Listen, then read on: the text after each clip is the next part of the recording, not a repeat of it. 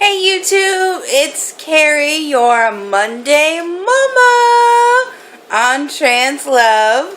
Thank you guys for coming back yet again another week. We're so excited. Elizabeth sent us all an email today saying that we've hit 53 subscribers and we are at almost 2,000 views? Maybe. I'm not sure. I don't remember. I was at work when I saw it. So, and speaking of work, I just got home. It is about 5 minutes to midnight. And I had to do the Obama thing tonight, which me, myself, and everyone who does not have health insurance is doing at the current moment. So, and I'm working 11-hour days. Actually 10-hour days, but I'm there 11 hours, and I travel about an hour and a half to 2 hours each way, so it's like 15-hour days for me at this point. And so my world is currently upside down.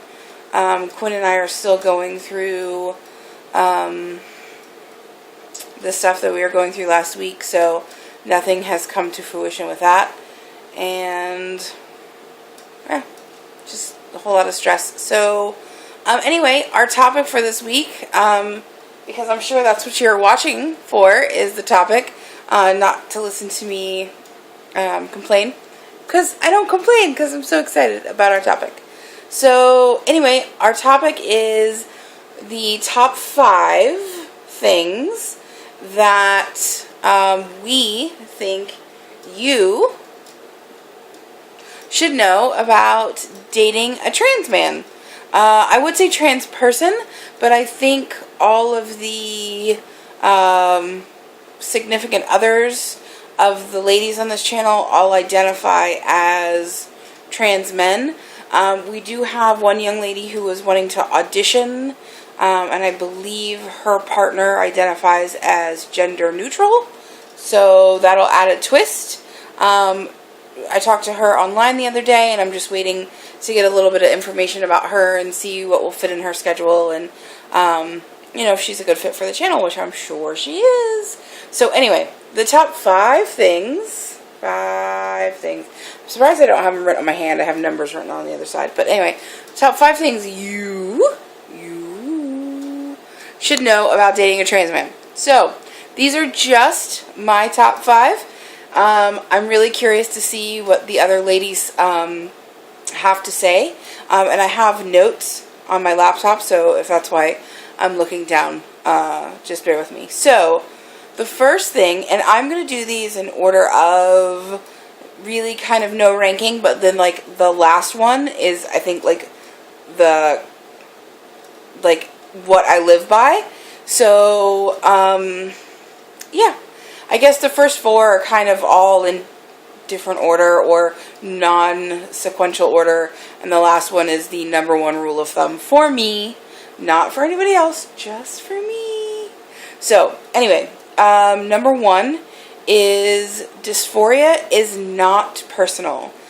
So I think when I first, okay, so with Quinn, he's had top surgery, thank goodness, because now that this for him is a free zone, right? Before it was a fly free zone, and it's always been like that. So there was never really like this switch where like something clicked for him and it was like that. It's always been like that. And when I say always been like that, I mean we've known each other 16 years, and so we were together back then for a very short period of time, because I was head over heels in love with Quinn and he was just too busy. So anyway, I digress. It was like that then. Like, you just didn't touch the top. That's it. You didn't touch the bottom, really, either. So anyway, it's just always been like that. So then when we got back together throughout the years, like we'd hook up or whatever, and it was just always the same. So for me, it was really nothing weird. And then when we got together this last time, it was, we were in a relationship, and so, there's trust and all that kind of stuff where, before maybe not so much, who knows. But anyway, that never really changed. And so then, like, we had this conversation about, like, one time, just a random conversation about how he kind of gave into that, like, once a year, once every 6 months.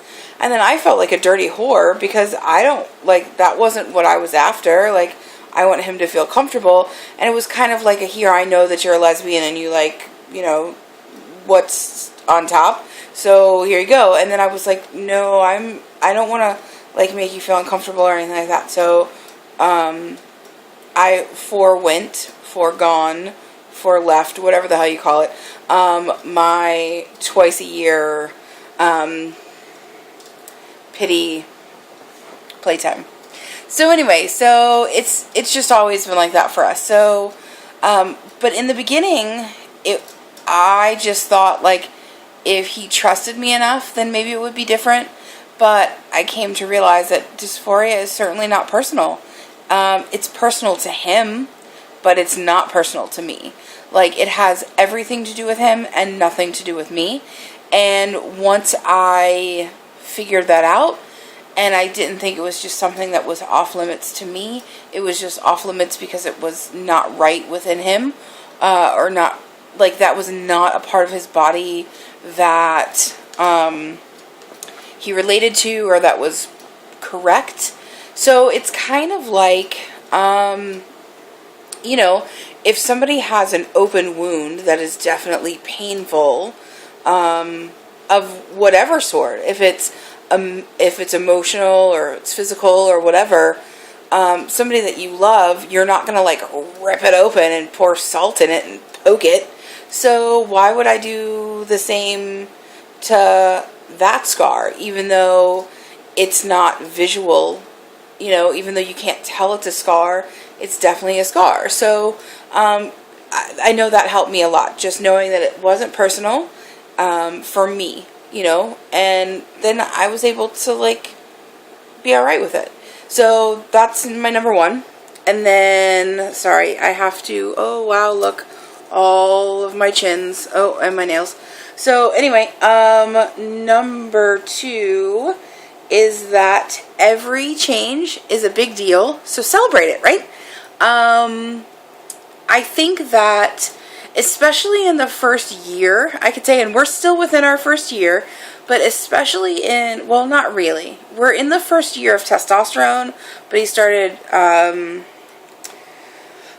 you know, transitioning mentally, pronoun-y about a year ago. Anyway, so I'm going to change back here. Sorry about that. So, every change is a big deal, so celebrate it.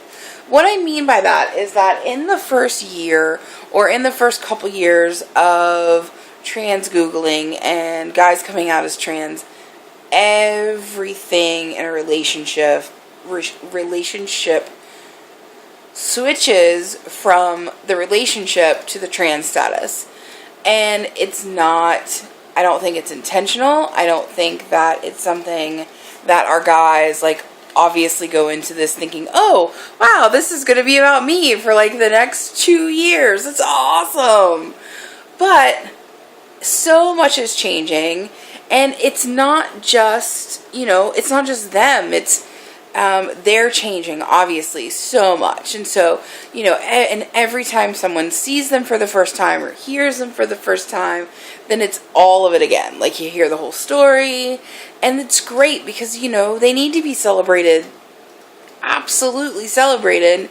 This is a fantastic, life-altering experience. And, you know, I say that Quinn is one of the most enlightened people I know, because if I would look at myself in the mirror and I would not see the right person, I'd probably dig a hole and crawl into it. I don't know if I'd be strong enough to, like, walk through that, you know? And I'm a pretty tough cookie. So, you know, celebrate. But like I was saying, sometimes, and I'm just speaking for myself, and not trying to sound like a selfish bitch, but sometimes I'm like, really?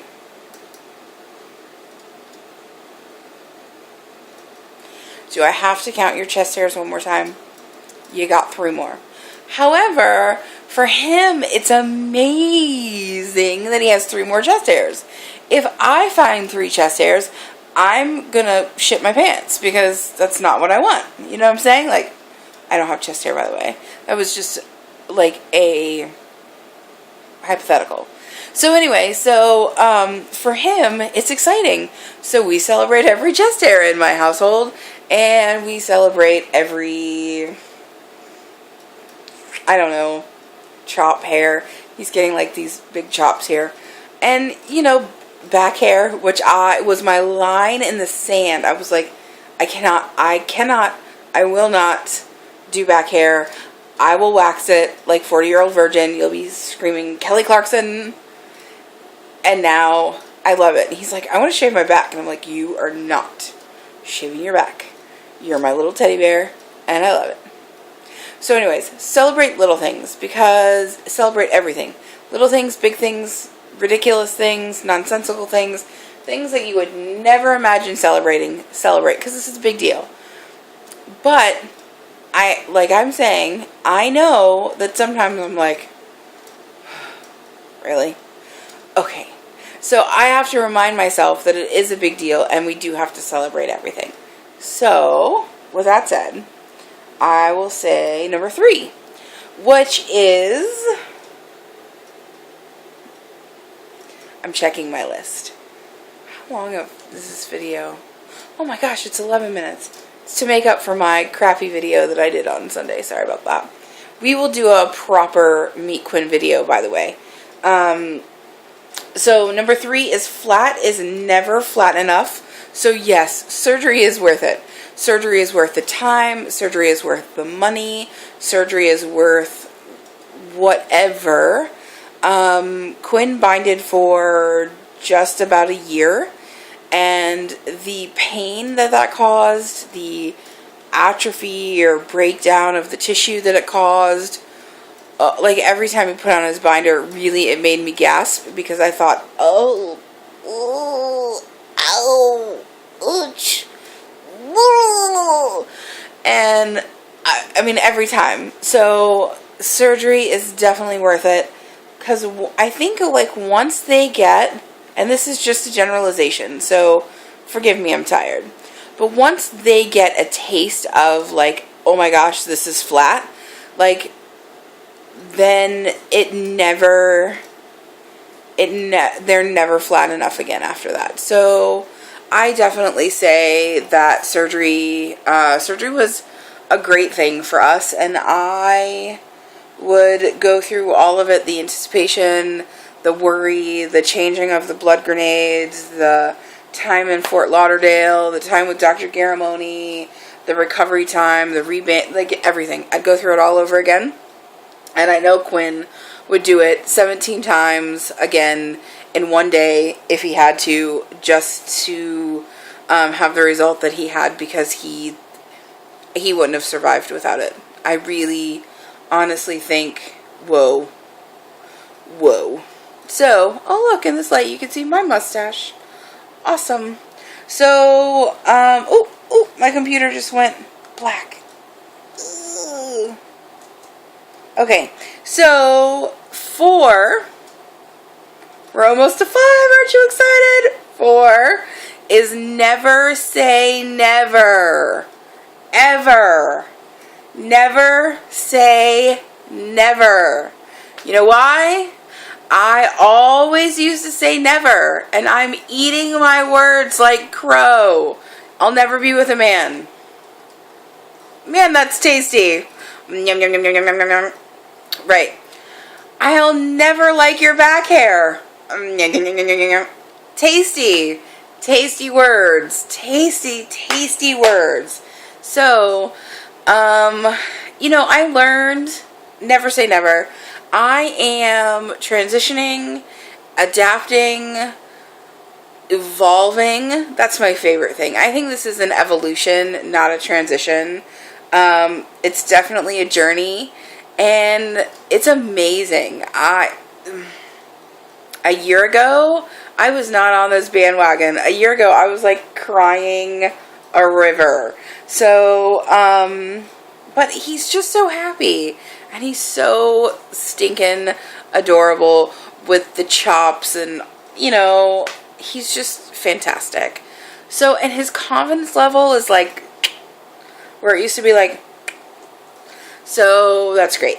And the sexier he feels, the sexier, you know, he like looks in the mirror and sees the reflection that he's always wanted to see. The person that he's seen staring back at him for real, not for play, is amazing. And so just never say never. Like, and not just with transition, but with a lot of things, you know. I mean, I said I would never identify as anything but a lesbian. You know, I've been out for about half of my life, and now I'm okay with not identifying as a lesbian, maybe. I think I'm identifying as a quinsexual, and I'm pretty okay with that. So until I figure out what's the next stop on the train for me, then it is what it is, you know. But it's just a never say never type of thing. I said I would never have a husband. I have the world's best husband, by the way. And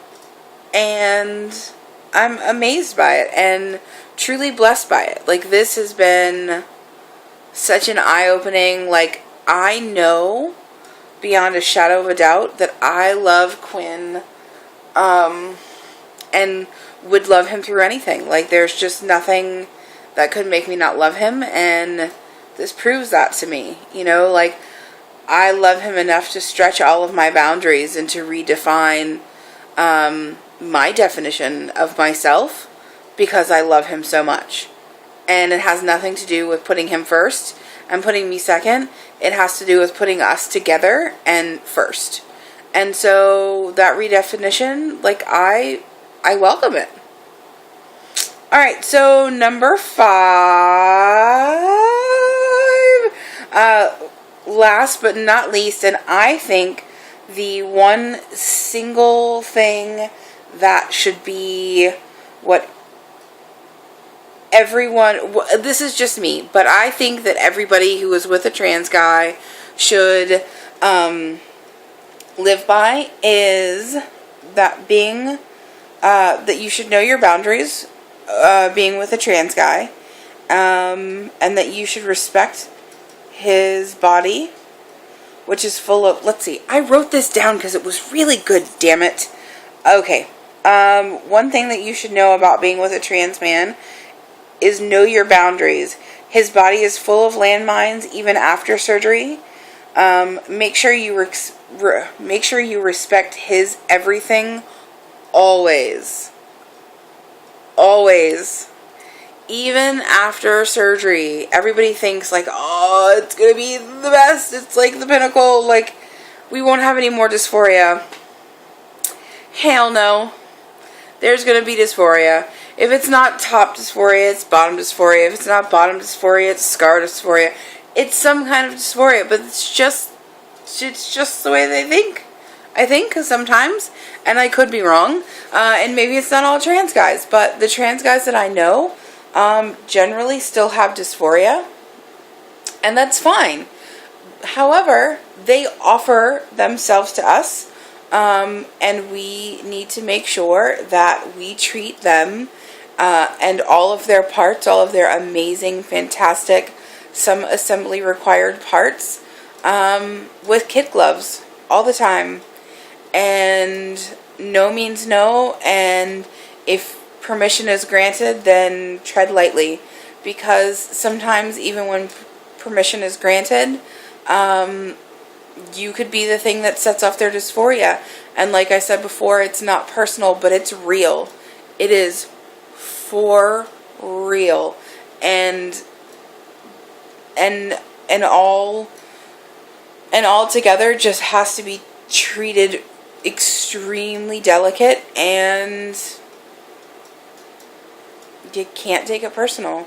I know that sucks, but yeah, just full of landmines. And what what is okay today might not be okay tomorrow. And what's okay tomorrow might not be the same that's going to be okay in 2 weeks. It might not be the same in 2 minutes.